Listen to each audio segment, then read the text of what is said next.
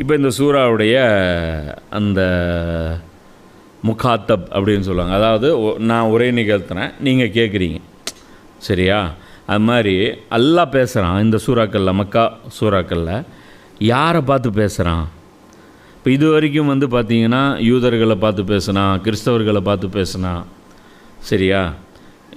வேதம் கொடுக்கப்பட்டவர்களே, யாயோல் லசீனா ஆமனு, முஸ்லீம்களே, இப்படி எல்லாம் பேசுனான். நயவஞ்சகர்களை பார்த்து பேசுனான். இப்போ இதில் வந்து யாரை பார்த்து பேசுகிறான்னா குறைஷிகளை பார்த்து பேசுகிறான். இப்போ இதில் 2 விதமான டார்கெட்டட் ஆடியன்ஸ் வந்து இதில் இருப்பாங்க. ஒரு ஆடியன்ஸ் வந்து குறைஷிகள், இன்னொரு ஆடியன்ஸ் யாருன்னா நபி ஸல்லல்லாஹு அலைஹி வஸல்லம் அவர்கள்.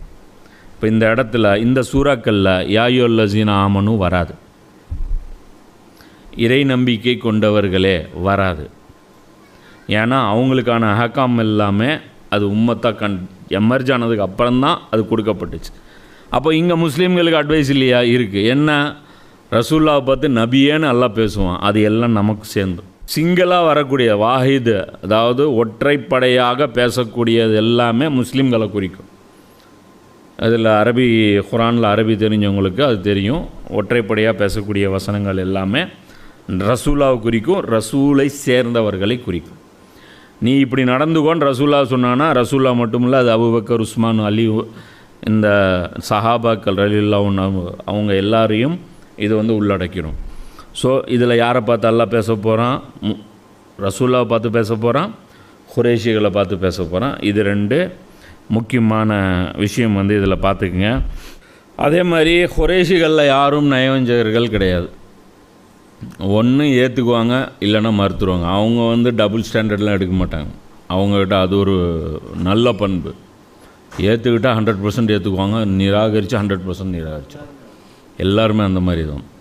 அதனால் வந்து ஒருத்தர் கூட முஸ்லீம் வேடம் வந்து போடவே இல்லை இதில் குறைஷிகளில்.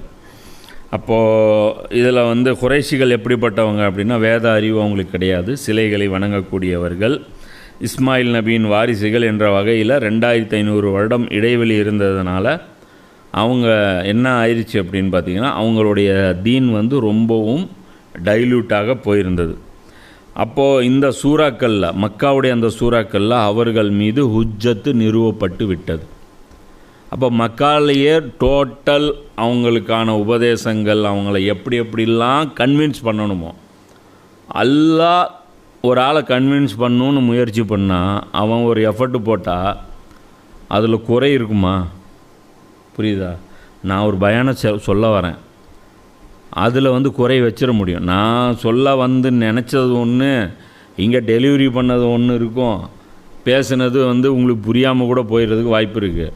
ஆனால் அல்லாஹ் ஒரு விஷயத்தை, அல்லாஹ் ஒருவன்தான் இறைவன்கிற ஒரு விஷயத்தை அல்லாவே புரிய வைக்க முயற்சி பண்ணால் அது என்ன லெவல் இன்டலெக்சுவல் தாவாவாக இருக்கும். புரியுதா நான் சொல்கிறது? அப்போது இந்த சூறாக்களில் அல்லாஹ்வுடைய நேரடி ஆர்கியூமெண்ட், இங்கே ரசூல்லாவுடைய ஆர்கியூமெண்ட்டு கூட கிடையாது, அல்லாஹ்வுடைய டைரக்ட் ஆர்கியூமெண்ட்ஸ் எல்லாமே வைக்கப்படும். எக்ஸாம்பிள்ஸ் அல்லாட்டிருந்து டார்கெட்டட் ஆடியன்ஸை அல்லாஹ் பிக் பண்ணுறான். ஒவ்வொருத்தரையும் ஒவ்வொரு கேள்விக்கும் பதில் எங்கேருந்து வருது? வானத்திலிருந்து வருது. ஸோ குறைஷிகளுக்கு அட்வைஸ் பண்ண மாதிரி வேறு யாருக்குமே அல்லாஹ் அட்வைஸ் பண்ணியிருக்க மாட்டான். அதனால் மக்காவுக்கு அப்புறம் ரசூல்லா குறைஷிகளுக்கு எந்த அட்வைஸும் பண்ணல. எப்போவுமே போர் நடக்குதுன்னு வச்சுக்கோ, நபி ஸல்லல்லாஹு அலைஹி வஸல்லம் சுன்னத் என்ன அப்படின்னா, போரில் முதல்ல தாவா பண்ணுவோம். கைபர் யுத்தத்தில் வந்து நபி ஸல்லல்லாஹு அலைஹி வஸல்லம் வந்து அலின்னு அனுப்புவாங்க. என்னன்னு சொல்லி நான் சண்டை போடுறதுன்னு ஹைபரில் வந்து அலின்னு கேட்பாங்க. அப்போ ரசூலா சொல்லுவாங்க, அல்லாவை நோக்கியும் அல்லாவுடைய ரசூலை நோக்கியும் நீங்கள் அழைப்பு விடுங்க, அவங்க இஸ்லாத்தை ஏற்றுக்கிட்டால் அவங்களோட எதிர்த்து சண்டை போடாதீங்க அப்படின்னு சொல்லுவாங்க. ஆனால் இதுதான் ஃபஸ்ட்டு பிரச்சாரம் நடக்குது போர்க்களத்தில். பத்ரில் நடக்கலை, உஹதில் நடக்கலை, அகல் போரில் நடக்கலை. புரியுதா? ஏன் அங்கெல்லாம் அல்லாவை நோக்கியும் அல்லாவுடைய ரசூலை நோக்கியும் கூப்பிடல? ஏன்னா அல்லாஹ் ரோஷத்தில் இருந்தான். நான் பேசி இவ்வளோ நாள் கேட்கல, அதுக்கப்புறம் நீ அவன்கிட்டலாம் பேச வேண்டாம். அல்லாஹ் தடை போட்டிருந்தான் ரசூல்லாவை. புரியுதா? கோவம் வந்துருச்சிங்க அல்லாவுக்கு. வராதா? 13 வருஷம் பேசிட்டேன், கொஞ்சம் கூட அசைச்சு கொடுக்கல. இந்த நாயங்களாம் போட்டு தள்ளிடு, அவங்களாம் பேசிகிட்டு இருக்க வேண்டாம். அந்த மோடு ஐயாமுல்லா அந்த மோடில் வந்துட்டான் அல்லா. அதனால் அப்போது என்ன லெவலில் அந்த டார்கெட் இருக்கும், தாவாவுடைய ஸ்டைல் எப்படி இருக்குன்னு நினச்சிப்பார். இது நார்மல் தாவா கிடையாது. இதில் எங்கேயும் பிசுறு இருக்காது. ரசூல்லா கூட தாயிஃபில் போய் பிரச்சாரம் பண்ணும்போது என்ன சொல்கிறாங்க, நான் ஒரு வேளை குறைவு வச்சுட்டேனோ. தாயிஃபுக்கு வசனங்கள் இறங்கலை, தாயிஃபில் மேனுவலாக தாவா பண்ணுறாங்க. ஆனால் குறைஷிகள் விஷயத்தில் நான் ஒரு வேளை தாவாவில் குறைவு வச்சுட்டேனோ அப்படிங்கிற பேச்சே கிடையாது. ஏன்? டைரெக்ட் அல்லாஹ் தாவா பண்ணுறான்.